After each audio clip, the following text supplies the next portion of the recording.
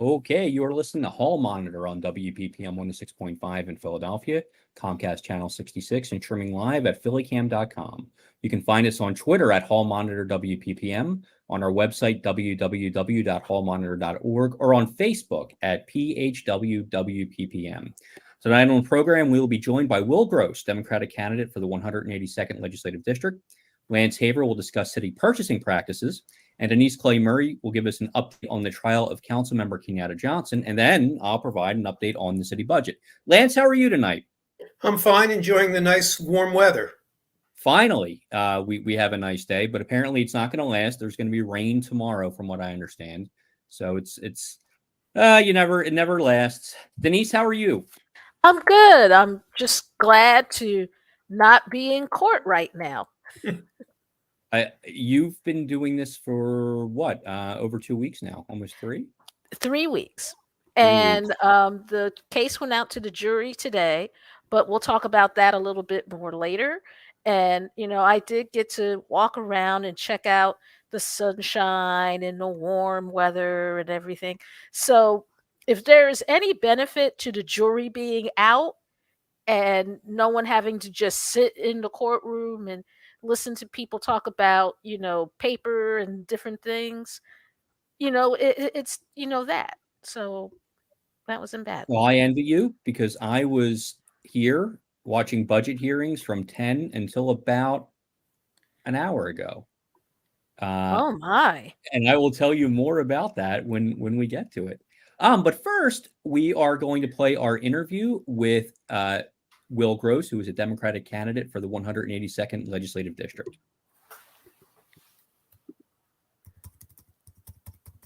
Okay, we are here on WPPM 106.5 in Philadelphia with Will Gross, a Democratic candidate for state representative in the 182nd District. Will, thank you so much for being with us. Of course, absolutely. Thanks for having me. So can you tell us a little bit about the 182nd District? Absolutely. So geographically, the lines were recently redrawn because of the census that came out. So it's made up of the 2nd Ward, the 5th Ward, 8th Ward, and the 30th Ward. For those of you who don't know the wards exactly as they are, basically the lines are from around just south of the Art Museum down at a diagonal to the Queen Village, Bella Vista area. So it's Rittenhouse, around City Hall, down into Bella Vista, and a little bit of Queen Village as well at a diagonal. So yeah, it's a cross section of the city. It's a large part of the city. I would say it's the economic sort of engine of the state, and it's also where I happen to live and where in Bella Vista. So it's a very diverse area, and but that geographically, that's what makes the 182nd. Okay. If elected, what will your primary focuses be in Harrisburg? Sure. So my main goals are to achieve a living wage for the state of Pennsylvania, to instate a Green New Deal for the state of Pennsylvania, something that's desperately needed, to ensure that all of our schools are healthy. That means that they're free of asbestos, crumbling walls, lead, any sort of poisons. But not just that they also inspire all of our children. That healthcare and housing are recognized as human rights as well, and that we have safeties, protections put in place for all of our small businesses as well. Okay. Now there are other Democrats running in the primary. What makes you stand out? So it's true. There are 4 of us running for the seat. It is an open seat. I would say that the thing that differentiates me is that I have been able to achieve a living wage at my small business, Ox Coffee. So so it's not just talking about these things. So many of us care about these issues. So many of us want to work on these issues. So many of us want to pour ourselves into these issues. I've actually taken these issues and done something about it. I've achieved a living wage, not only for all of the folks here at the cafe, but all the folks that work in the company and completely. So, but it's not good enough for me that it's just some of us doing that, some of us providing a living wage. We all need to provide a living wage across the state, not just in our communities and in the city here, but across the state as well. I have a plan to address that. I wrote an article about that actually for the Inquirer last year. It would be great if you want to check that out. Just how we will tackle that. and how we will do that. But it's basically not just talking about things, but also acting on them as well. Okay. One of the most important relationships the city of Philadelphia has is its relationship with Harrisburg. Mm-hmm. How would you make this relationship better for the benefit of the city and particularly the schools? Sure. Well, I think the first thing we have to do is recognize that these are not just Philadelphia problems, right? Access to healthcare is not a Philadelphia problem. Having healthy schools, safe schools, not a Philadelphia problem. Having small businesses that are protected, not a Philadelphia problem. The environment, not a Philadelphia problem. These are things that affect all of us. So if you're in Erie, if you're in Harrisburg, if you're in Philadelphia, you have to be able to say you can send your child to a decent school. We can't say that here, and I guarantee that it's not dissimilar from other areas of the state. We have to work on this through commonality, not through looking at each other as adversaries or there are walls around us. We really got to tackle this as a state, as one people. Many of Philadelphia's leaders believe that the gun violence problem could be solved with better gun regulation. Harrisburg has traditionally disagreed with that. What would you do to facilitate a true conversation about this? I think do we have a problem with guns? Yes, we do as a state. Yes, we do. I think we have a problem with guns as a country. I think this is a societal issue. I think the thing that we're not talking about is investment in communities. I think that there has been a overlooked area here, which is that we have communities in our city here in Philadelphia that are not being invested in. And when you don't invest in communities, when you don't invest in human beings, things don't go well traditionally and historically. We need to do more for the Black and brown communities in our city. We need to take care of our people. We need to invest in all of our people, not just some of our people. It really bothers me when you can drive up one street in our city and go from an area where folks are doing just fine, and a mile or two up the road, literally up the same road, you're in a completely different situation. That's wrong. We need to address that. We need to invest in our schools. It starts as with the children. If you're a kid and you feel like you don't matter, that does something to you emotionally. And I think we need to address all of that. But it really has to do with, I think, investment in our people. And that means all of our people. So my next question, you have touched on this a little bit because it seems to be one of the major themes of your campaign. Yeah. But what will you be able to do in Harrisburg to impact Philadelphia's poverty epidemic? Sure. I think that we all deserve to feel happy and feel that there is a sense of purpose in our lives. And I think that there are certain things that are happening right now that take that away from human beings in our communities. I think that if we're going to have long-lasting progress for our communities, if we're going to not only recover from the pandemic economically, but also socially, if we're going to build stronger, safer communities, we have to invest in our people. That's the working people, specifically working people, working families, all of our kids, small businesses, folks that have traditionally been left to the side of the conversation. We need to invest in them. I look towards long-term solutions, not short-term solutions.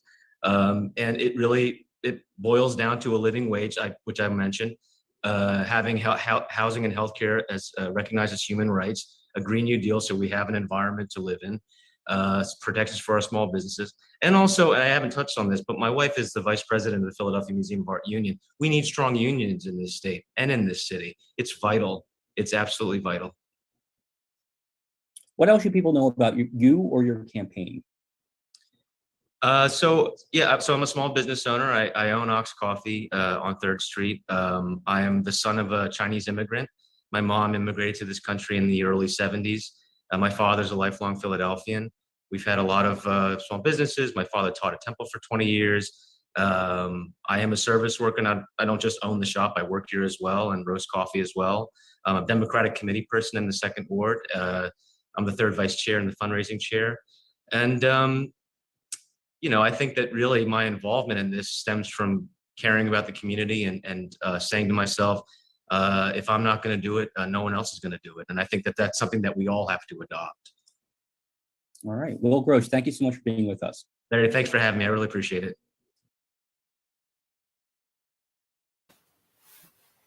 And we did not mention his website in the interview. It is www.willforpa.com. www.willforpa.com. So if you want to learn more, please check that out. Now, today we saw our second week of City Council budget hearings happening. And I want to briefly run through with you what that means and what we saw. And if I can do my slideshow, yes, I don't know what's happening. Okay. Did it work? I think it worked. Okay. All right. So if I could change my slides, which I don't seem to have the capability to do. Oh, there we go. I see. All right.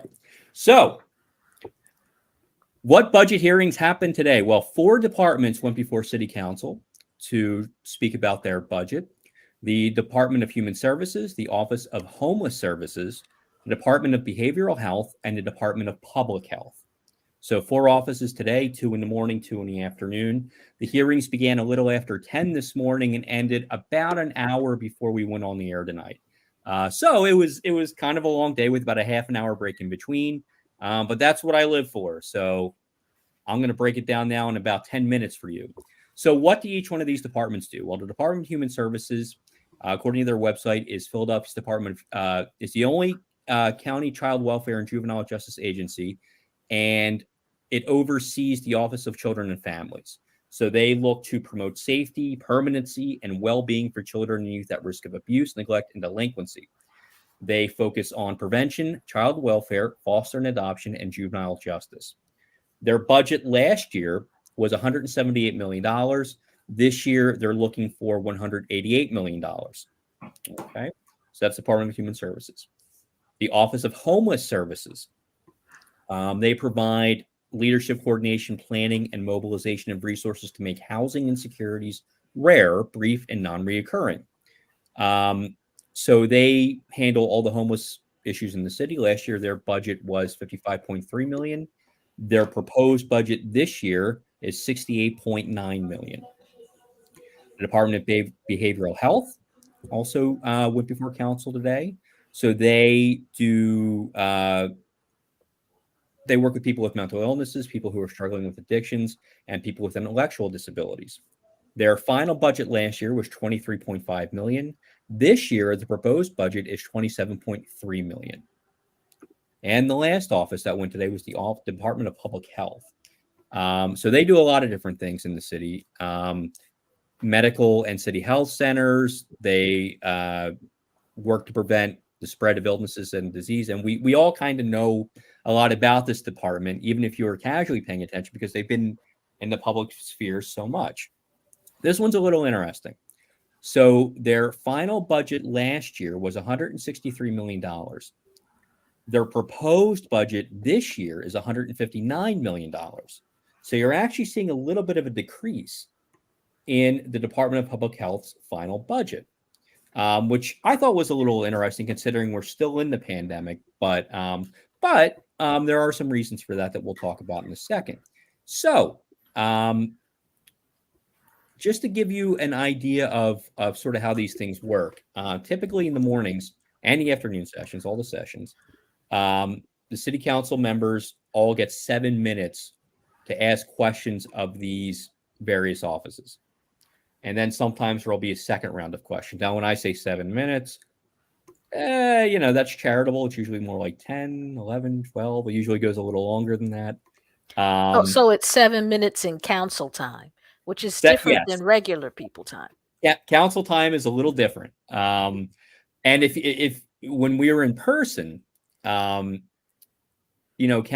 was supposed to start at 10 every Thursday. And at 9:30, you had the caucus. Well, caucus would usually start after 10.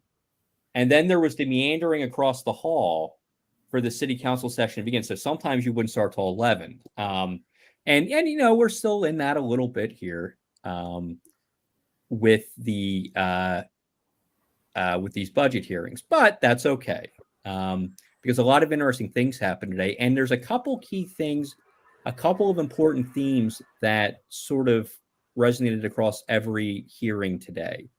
the number one thing that we heard about a lot was Kensington. What are we doing in Kensington? And all these departments that spoke today have a role in what's happening in Kensington. And last week we saw Councilmember Alan Dom put forth a resolution calling for state and federal aid to help in Kensington to create a state of emergency. And we saw him follow up in his questioning today with these departments about what should be happening in Kensington. And we also saw Councilmember Maria Camus-Sanchez do the same thing because that's her district, and Councilman Mark Squill's district as well. And what I think kind of happened today is you had council members asking these departments about Kensington, saying, well, what are we doing differently? What's happening differently? And I don't know that they heard what they were looking for. Instead, I think the administration came out and said, well, we're doing this, we're doing this, and we're doing this.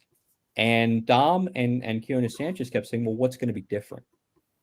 How are we doing this differently? And that you didn't see too much. You did hear things about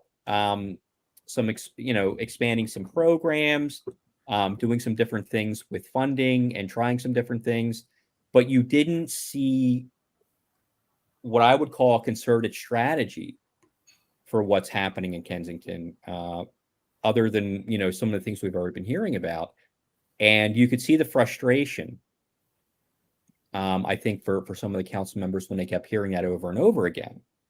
And I do believe that when these departments come before city council, they're bound by their budgets, right?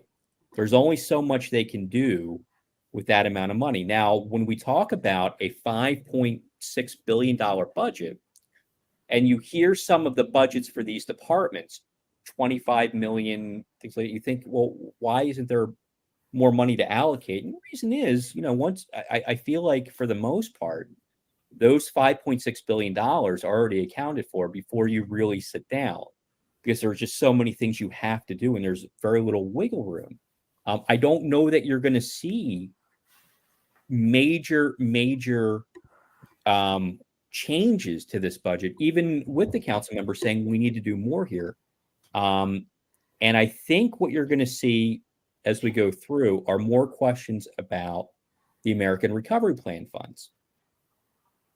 Why aren't we investing more of that money now to work on Kensington, to work on all the other problems we have?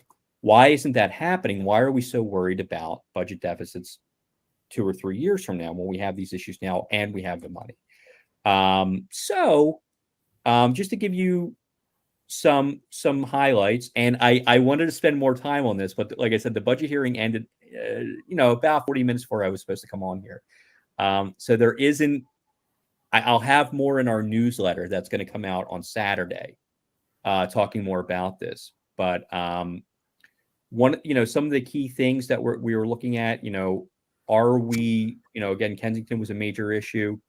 What are we doing about that? DHS is going to spend more money, about $4 million in violence prevention. What does that really mean? And, DHS said, they're looking at gun violence case management. They're looking to add some services and increase provider contact, and looking to bring in more providers and work with the DA's office about restorative justice, particularly for young people.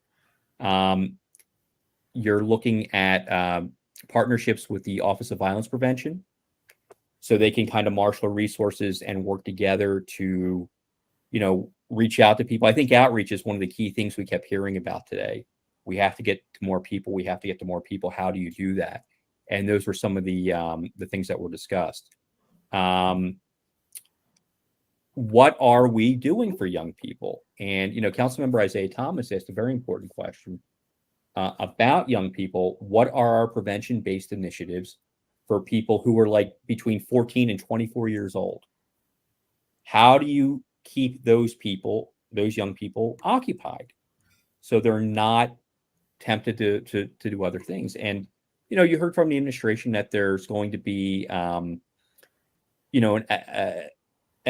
expansion of summer programming from 11 to 3, so 11 in the morning to 3 o'clock in the afternoon. And community resources centers are going to be open in the evenings from 7 p.m. to 2 a.m. to work to try to make sure that people, young people, have places to go. So there's less of a temptation to get involved in other things. And they think that's going to serve about 1,300 young people, maybe more.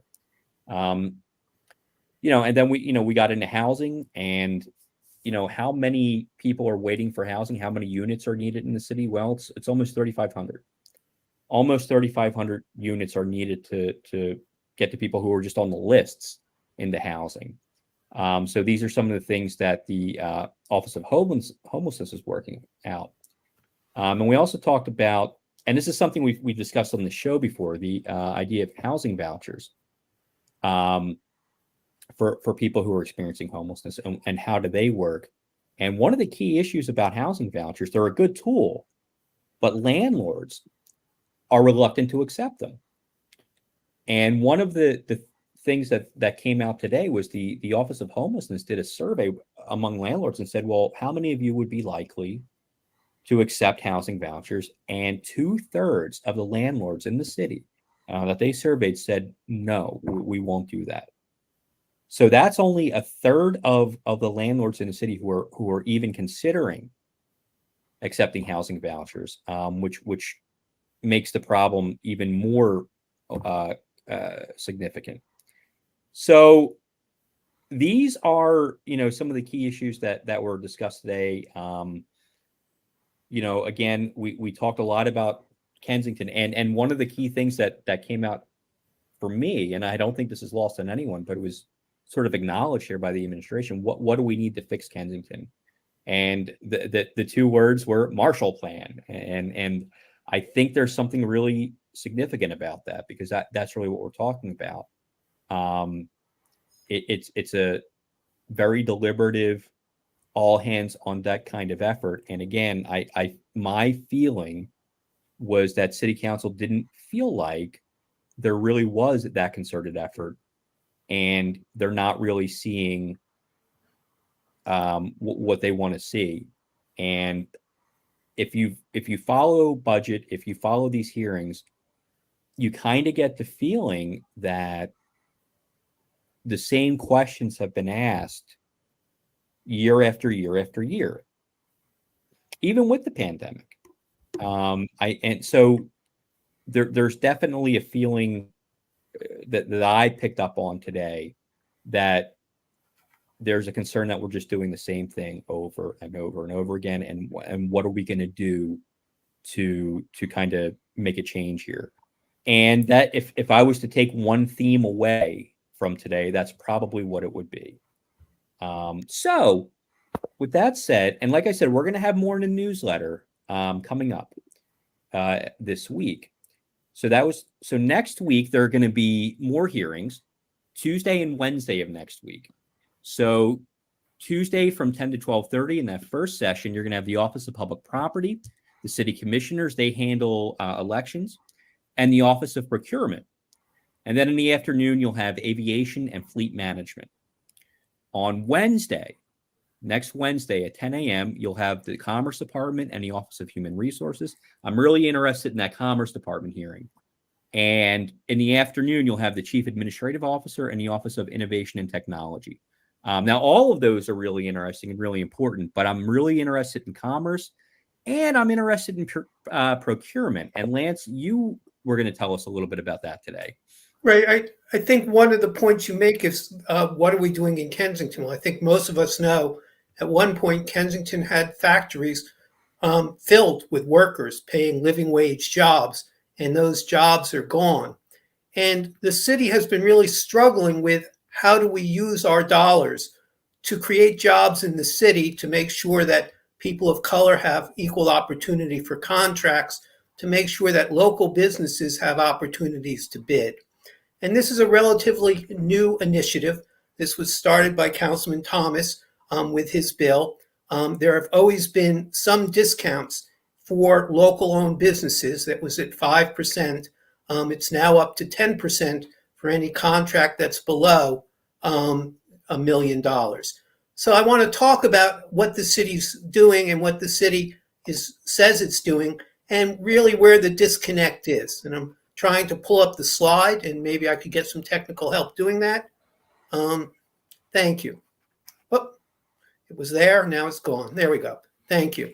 So the city, as I said, gives the way the city works is it gives out contracts for low bid. So if the city is going to buy, let's say, cleaner even, or paper, or chairs, it puts out a request for contracts, it takes the bid, and then it goes through the bidding process and it awards the contract to the lowest bidder.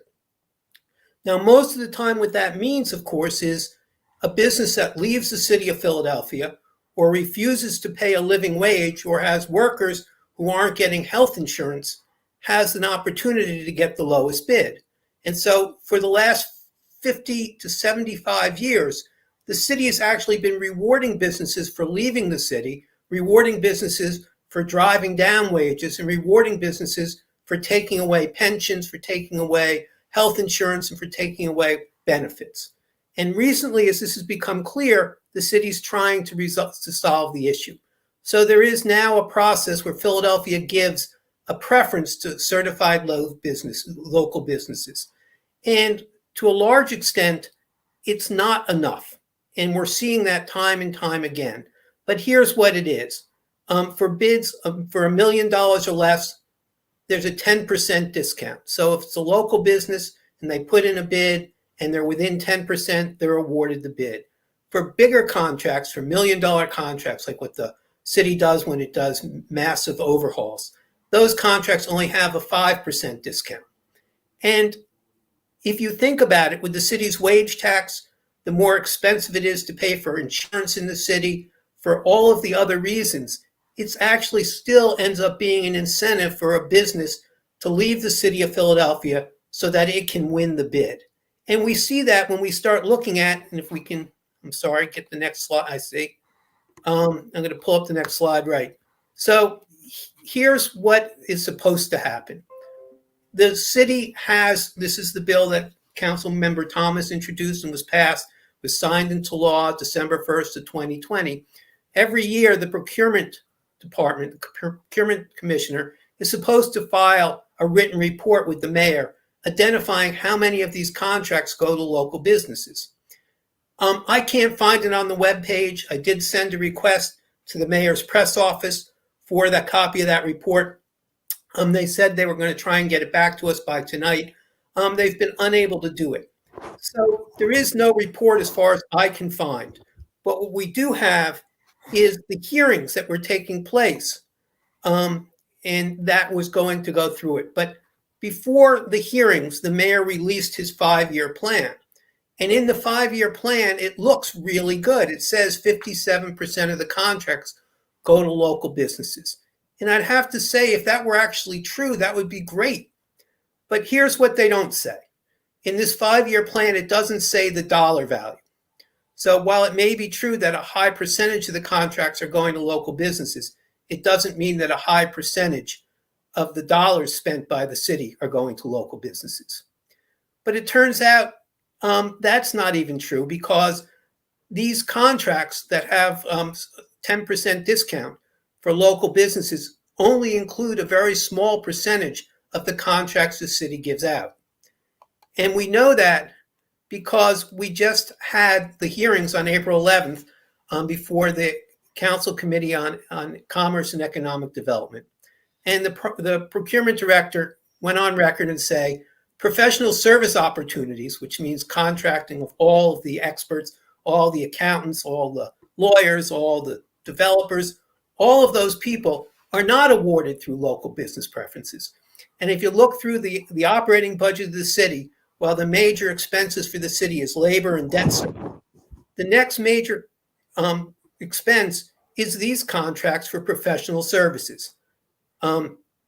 The second thing that was incredibly important, I thought, was that the Commerce Director didn't make any mention of how PGW, the Water Department, the school district, the airport, or any authority that the city controls, like the Stadium Authority or the Convention Center Authority or the Redevelopment Authority or even SEPTA, which is an authority that the city controls through its 2 board members.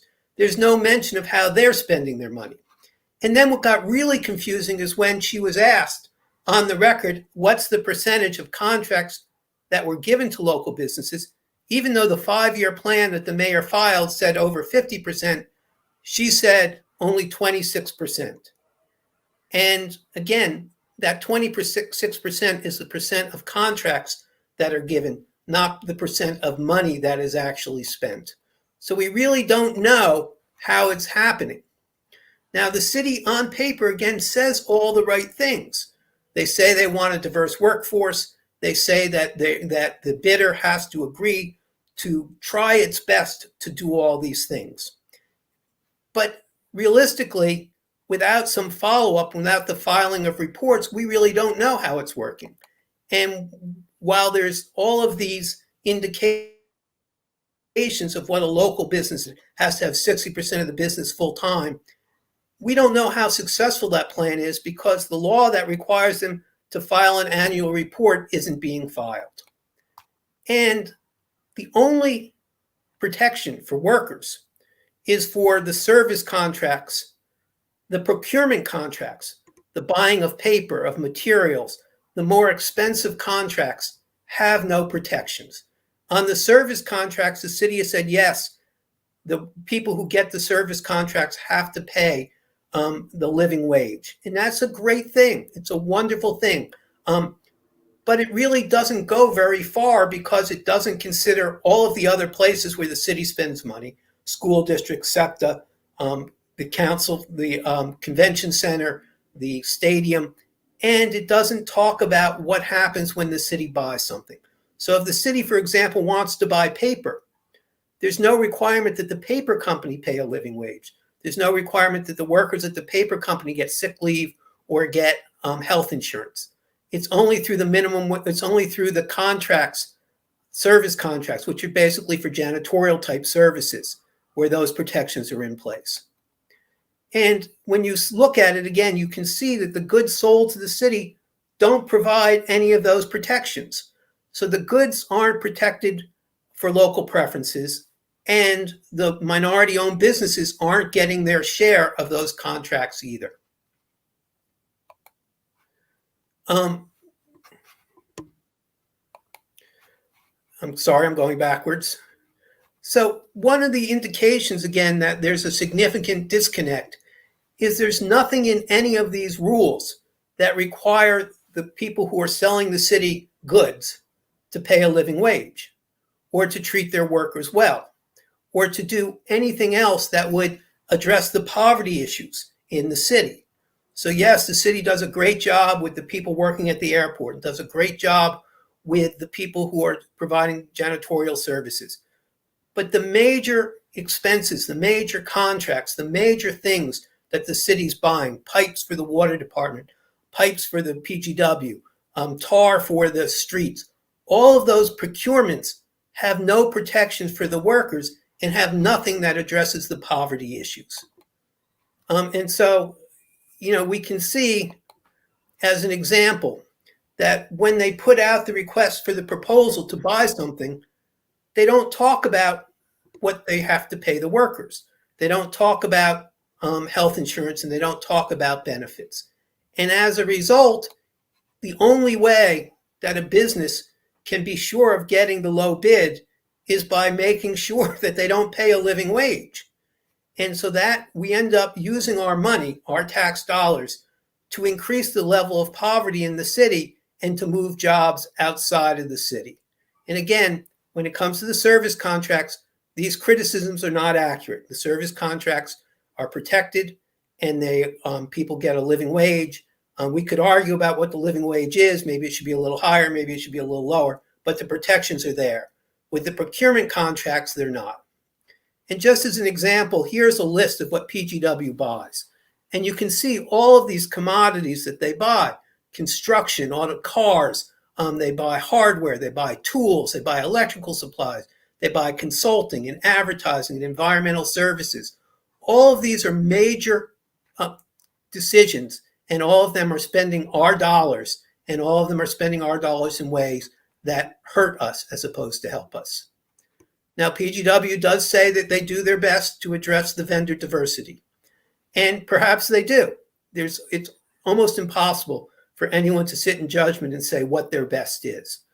But we know the rules are such that they're at a decided disadvantage. If they have to give the contract out to the lowest bid, and there's no protection for the workers, and there's no profit sharing, and there's no way for the people to be granted a living wage, then there's no way really for PGW to ensure that they're giving the bids to people who are going to be risen, who are going to help leave their poverty. And for us, for most Philadelphians, the question becomes very simple. If we buy products that are called equal trade, this is in coffee, it's in chocolate, if we're concerned about how much the workers make when we buy, or we're concerned about how the chickens are treated, are they pasture raised, are they humanely slaughtered, do we care about those issues, or do we care about how the cows are fed? Do they get to eat grass? Do they get to be on the pasture? If we care about those things, and judging by what's in the supermarkets, many of us do, why don't we care about what happens to the workers? In addition, many of us who are older, myself included, were very supportive of the city's effort to divest the South African stocks. It was a major struggle. The city did the absolutely right thing, in my opinion, and decided that it was going to, in the pension plan, was no longer going to hold any stocks of companies that did business in South Africa. And Reverend Tutu came to Philadelphia and talked about how that helped the anti-apartheid movement and what a success it was for cities across America to do that. So the question that we face as we talk about procurement for the city, and as we talk about how our dollars are being spent, the question we face is, should Philadelphia use its purchasing power to support local businesses? Should it support minority and women-owned businesses? Should it support businesses that pay a living wage? And should it support businesses that have profit sharing? If we believe those things, and we believe the best way to help people leave poverty is by giving them living wage jobs and by creating an incentive for the business to have profit sharing, for the business to pay a living wage, then we really have to look at our procurement processes. And that's what I think is so interesting. And if we can just shrink that for a second. Thank you. So when we have these hearings, as Larry talked about, I'm hoping people will pay attention, and I'm hoping people will start to raise the issue, what are you doing in my name? How are you spending my money? What are you doing to help the people who I live next to? I'm hoping that as you continue to watch Hall Monitor on Comcast Channel 66 and on Fios 29 and listen to us on WPPM, People Power Radio, I'm hoping that you will join us in saying the old way, the old status quo isn't enough. We can't continue to do the same thing over and over again and make excuses. We have to try and improve the lives of all Philadelphians. And while it's great and it's wonderful to have some Philadelphians be very wealthy, that shouldn't be the goal of government. Government's goal shouldn't be to make sure there are a handful of billionaires and not worry about everyone else. So it's great to give out these contracts to local businesses, but if the local businesses aren't paying a living wage, if we're not using our buying power to help people escape poverty, we're really missing an opportunity. And one of the things that I was struck by in that hearing yesterday, it's not just Monday. It's not just the contracting itself. It's when people lose contracts. And I'm drawing a blank on her name, and I apologize. It'll be in the newsletter. There was a woman who owned a cleaning company, and she talked about getting a contract at Veterans Stadium when that was still there, and it increased the size of her workforce, I think, by like 2,000%, because she brought in so many more people. And then a few years later, she lost the contract because a company from Florida came in and underbidded her. And she said, at that point, I had other contracts, and it wasn't like a tremendous blow. But when you look at what you lose, she was paying her people a living wage. I can't speak to what this other company was doing, but I imagine it's certainly within the realm of possibility they weren't. Well, we are talking Florida. Yeah, well, and Florida's a different world. And it created so many different ripple effects, and you're also, one of the points she made, and this can't be overlooked, is that when you hire companies from outside Philadelphia, they don't understand Philadelphia. And that creates some issues. And I was surprised to hear that. And just how that she did lose that contract in the end. And again, we do this to ourselves. We have recognized what a small percentage of contracts are given to minority-owned business, to women-owned businesses, and we're trying to address that. But for some reason, we're not addressing what the workers are paid. Now, I fully understand and support and believe it's important for contracts to be given to people of color, to be given to women. But I don't think it solves the problem if we change the skin tone of the owner of Amazon. That won't change the working conditions at the warehouse. If we change the skin tone of the owner of Starbucks, that won't change what the people at Starbucks are being paid. It's not one or the other. It should be both. And if we have our money, and again, it's our money, this is our taxes that are going into the city budget, and then they're spending it in our name. I think we have a right to say we want both. We want every worker, whether it's a service industry or it's a commodity industry or a production industry, we want every worker to make a living wage, to have profit sharing. And we want the owners of those companies to be racially balanced and gender balanced so that everybody is treated fairly. It shouldn't be an either or. It shouldn't be we're either going to pay people a little more and not worry about who owns the company, or we're only going to worry about who owns the company and not worry about how the workers are paid. And one of the things that is also going to be a constant refrain in these budget hearings, Council Member Majority Leader Sherelle Parker, her first question to every department is, "What are you doing in terms of diversity?" And that doesn't mean just hiring; it means in contracting. What are you doing to make sure that there's more equity here? And these departments need to have that information at their fingertips when they come into these hearings. The next week, if she asks that question and a department isn't prepared to answer it, they haven't done their homework, because she's going to ask every department about that.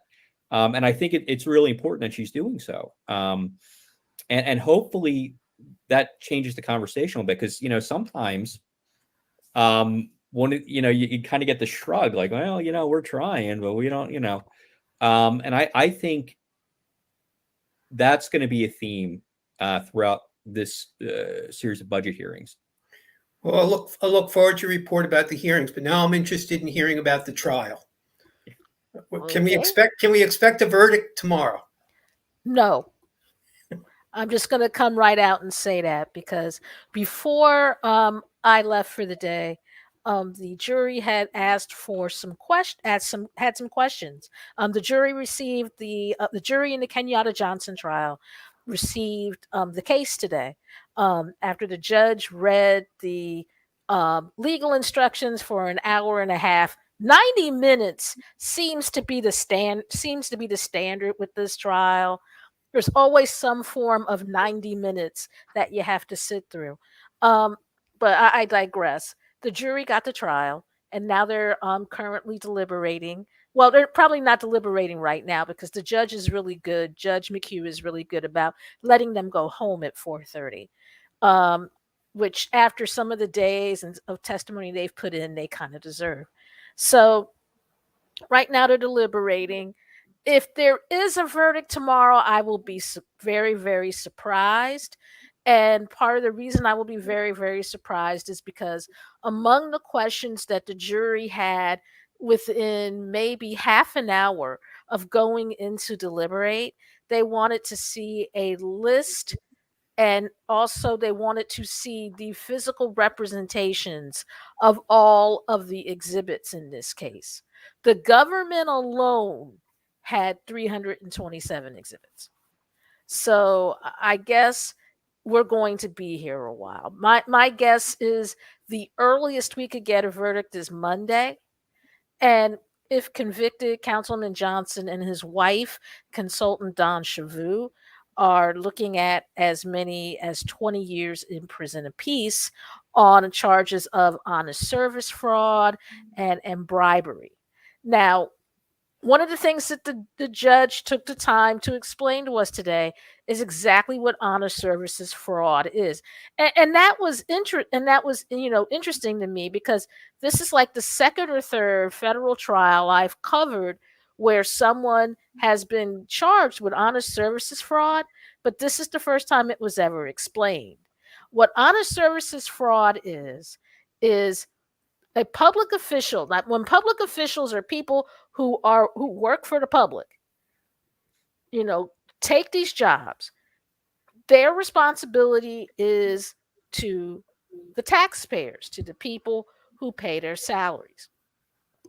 When you commit honest services fraud, you are basically saying, I am going to sell my office to someone else, and I am going to deprive the people of the honest services that I am supposed to provide, which in this particular case, Councilman Johnson is being accused of denying his constituents in the second district his honest services because he is alleged to have taken a bribe from the folks at Universal Corporation to change the zoning on the Royal Theater on South Street so that they can sell it to someone who wanted to develop it. And, the thing is, and they're saying that bribe was not given to him directly, but it was given to his wife on his behalf in the form of what they call a low show job, which means she was on the payroll, but she didn't do anything or didn't do anything much. So that's what the jury is trying to determine, whether or not these two people actually committed honest services fraud, and if so, what they should be charged, how much time they should get as a result. Is there any indication that either of them are interested in a plea bargain? No, not what I heard. In fact, I heard before the trial even started that Raheem Islam, who with Shahid Dewan, the former CEO and CFO of Universal Corporations, are still looking at 20 counts in federal court on such things as money laundering and racketeering and stuff. That's just what they're looking at. And the rumor that I kept hearing was that Raheem Islam was going to turn state's evidence on Councilman Johnson and testify against him. Now, I don't know who was out there telling the person who gave me this information that rumor, but that was exactly what it was. First of all, none of the defendants testified, and second of all, none of them definitely testified against Councilmember Johnson. So the chances, it depends on how long deliberations go as to whether you start thinking about a plea bargain. In the case of Seth Williams, the former district attorney, he asked about a plea bargain right after the woman who ran the nursing home that his mother was almost kicked out of because her money was being used inappropriately by him and they didn't pay the money.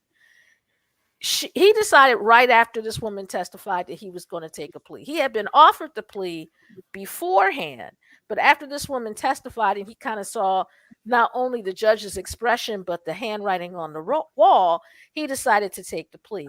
That hasn't been the case here. In fact, the argument that the defense made, in fact, all four defense attorneys made when it came time for their side of closing argument, was that this is a completely circumstantial case that makes absolutely no sense, and my clients are innocent. So that's kind of what they're relying on. And the thing is, I would not be surprised if this ended up in a mistrial. Because I have been saying, as you know, as I sat and I listened to all the testimony and the exhibits and different things, I said it's going to come down to closing argument. Who makes the most effective closing argument? Who makes the most compelling closing argument? That's the group person or group of people that are going to win in this case. And having sat through closing arguments in federal trials for most of the last 5 years, I can say with little contradiction that none of them really moved the needle to the point where a mistrial is off the table. In fact, all I saw was six grown men yelling at the jury about about four people who weren't even talking. So in the trial, did what happened in Milwaukee come up, or was that not allowed? It did come up. In fact, someone from the Milwaukee branch of Universal came to testify against Raheem Islam regarding what happened out there. And one thing that I took out of this trial is that Universal is possibly one of the most insular companies I have ever seen in my life. When you say the phrase family business, not even most family businesses are run like Universal Corporation. Kenny Gamble's stepdaughter is the current is an officer there. Shahid Dewan, the former CFO, who is on trial, his son, Shahid Dewan Jr., is the new CFO of Universal Corporation. This is possibly the most insular business I have ever seen. And because of that, I'm kind of surprised that something like this didn't happen earlier. Because when you're that insular, you have more of a chance of having somebody in your family think, okay, let me break out the ATM card and go to town. No one will notice. And if somebody does notice, they're not going to say anything because it'll make Thanksgiving dinner awkward. So could you refresh our memory what happened in Milwaukee? Did they plead guilty to that? The main person that was involved in Milwaukee pled guilty. I think that is a small part of what Dewan and Islam are facing when they do their 20 counts, the trial for their 20 counts. Now, depending on who you talk to, either the jury that's currently hearing this case has to sit through that one as well, or they're going to pick a new jury. It would make more sense to me to pick a new jury because, quite frankly, this jury has been through enough. And if you tell some of these people that they have to sit through another 3 weeks of people shoving all kinds of papers in their faces and hearing people in some cases change their testimony on the witness stand, I think they will run from the federal courthouse screaming into the middle of the street and block oncoming traffic. Or at least that would be my reaction if it were me. I also wanted to ask about Ms. Chavis's invoices. Yes. What did they look like? And here is where it got weird to me. As an independent contractor, when I do my invoices, I not only include what I've written, I send a link. And when I have additional expenses that I need to be reimbursed for, like the parking to cover this trial, which is $24 a day, I'm just telling you, I save the receipt, I take a picture of it, I attach it to my invoice for the folks I'm covering this for, and they reimburse me. They showed invoices that Shavu Consulting gave to other companies that they work for, and these invoices were extremely detailed, including expense repayment and different things. It was very detailed. The ones that she gave to Universal were not so detailed. They didn't have any expense reimbursements on them. And that could hurt because if you have traditionally asked to be reimbursed for your expenses, if you didn't ask to be reimbursed for your expenses through Universal, does that mean that you didn't incur any expenses? I don't think so. And another thing that kind of got messed up, and someone could, and she could have like saved herself some trouble if she had done. She was also working with the Philadelphia Community Leaders. And I don't know if you remember what the Philadelphia Community Leaders is. It was this organization that Kenny Gamble and Raheem Islam were co-convening. They convene a lot. That was supposed to address a lot of the issues in the Black community when it comes to education and gun violence and stuff. They had this symposium that, felt a lot like the symposium that wouldn't end. And it was very long and very detailed, and you had all these people in these rooms having breakout sessions and different things to talk about the problem and find solutions and different things. And Dawn Chavou worked a lot on that, but she didn't put it on her invoice. And I don't know why she didn't do that, because I know she didn't volunteer. No one except for people like me that had to go and cover this would volunteer to be there. So I didn't even, when I looked at the invoices, I'm like, wait a minute, you were doing all this stuff for Philadelphia Community Leaders and you didn't ask them to pay for it? I'm curious, because while I volunteer a lot for the Philadelphia Association of Black Journalists, but I don't volunteer to the point where I'm putting together whole day-long symposiums with like 9 or 10 different workshops, and we got to find lunch, and we got to find a continental breakfast and all this other stuff, and I got to find sponsors and stuff. I don't generally do that, at least not for some sort of compensation, even if it's just a free ticket. And that particular set of invoices, I'm like, okay, you have these invoices over here that are really, really detailed, and this set of invoices that you are now under federal indictment over that are really, really scanty. And, I hope your lawyer can explain this away for you. But if I'm a member of the jury, I'm asking, okay, so why weren't you reimbursed for anything? Thank you. Oh, no problem. Yeah, Denise, just with the couple minutes we have left, who do you think the prosecution or the defense made the better case? See, that's why I wouldn't be surprised if this was a mistrial, because for every argument that the prosecution put forward, there was a counter argument that the defense put forward that made sense. Like during the closing argument, Kenyatta Johnson's lawyer, Pat Egan, asked a question that many people in the hood are asking right now. You are a city councilman. You are making over $100,000 a year. Your wife occasionally cashes $1 million checks from people she consults for. Why in the world would you risk all of that, your freedom, your home, and the lives of your children for less than $70,000? And,